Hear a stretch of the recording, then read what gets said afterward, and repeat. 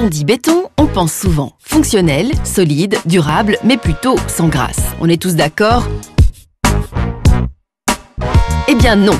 Je ne pense pas que le béton est froid, mais c'est évidemment un héritage des années 60 où on a construit très mal avec le béton. Au niveau aspect, on peut faire tellement de choses avec, on peut choisir les couleurs. On a mis des ciments noirs avec granulat noir, on a fait des ciments blancs avec granulat blanc. Ici, on a choisi la couleur du béton naturel. Et oui, de matériaux de gros œuvre, le statut du béton a évolué vers la déco et le design. Et il envahit désormais nos intérieurs et cela va du sol au plafond. Il existe des enduits qui donnent l'aspect du béton avec une véritable profondeur et qui serait à comparer en fait à des enduits stucco, à des enduits genre tas de lacte. Comme dans cet appartement de standing où le béton se pare de textures et de couleurs variées. On souhaitait avoir un élément dont on n'avait pas de joint. Et on voulait avoir quelque chose qui avait une certaine présence, je vais dire une certaine matière. Donc on a travaillé avec un enduit béton, mais qui est finalement de type pelliculaire, mais qui grâce à la texture et je vais dire à la main de l'homme, obtient des effets qui donnent une certaine profondeur. L'avantage aussi, c'est qu'on peut se retrouver sur une structure qui est tout à fait classique, de type cloison gyproc ou autre. Car le béton est multiforme et multi-support. Après les cuisines et les plans de travail en béton, les meubles ont de plus en plus la cote. Attention, c'est du lourd, mais le design, lui, se fait aérien et parfois même organique. Je l'aime avant tout pour sa minéralité. J'aime beaucoup, moi je suis calabrais, je suis né dans la nature. Donc pour moi, le béton, c'est cette minéralité. Et c'est une matière solide, hein. C'est une matière qui peut être très tendre, très sensuelle, mais qui a une force. Et oui, car un des atouts du béton, c'est qu'il est relativement naturel. Avec sa composition à base de pierre, de sable, d'eau et de ciment. Des matériaux disponibles localement. Et si le ciment est forcément issu de fours consommateurs d'énergie, le béton a un autre avantage. Le deuxième atout très important, parce que c'est une des grosses 4 questions, je dirais, d'avenir, c'est que c'est recyclable. Alors c'est pas encore assez recyclé en Belgique, mais c'est que c'est recyclable.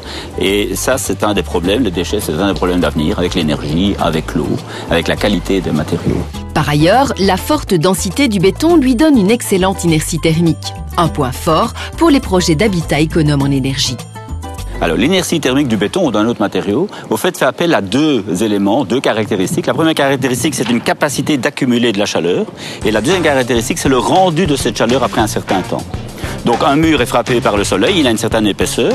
L'énergie solaire est accumulée au niveau de la paroi et puis après un certain temps, est restituée à l'intérieur. Chaude en hiver, fraîche en été.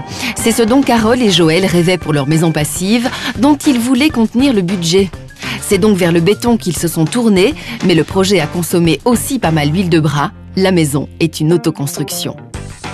L'autoconstruction nous a permis d'effacer, entre guillemets, le surcoût qu'un entrepreneur nous aurait demandé. La maison passive nous demandait un surcoût de 15%, grosso modo. Ces 15%, il a bien fallu les trouver quelque part. Et les 15%, nous les avons trouvés dans nos muscles.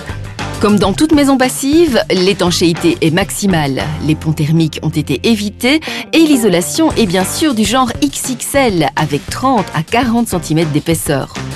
Mais comme nous sommes dans les Ardennes, là où les hivers sont longs et froids, un petit coup de chaud est parfois nécessaire. Il faut juste, par exemple, en période d'hiver, penser de temps en temps à recharger thermiquement les murs, raison pour laquelle, par exemple, nous avons mis un petit poêle à pellets qui nous permet, en faisant tourner 4-5 heures par jour en fonction de la température extérieure, de recharger les murs et de maintenir la température. Ces pellets sont produits à base de bois local et coûtent à peu près 150 € par an. Pas de quoi ruiner nos autoconstructeurs. Et si c'était à refaire?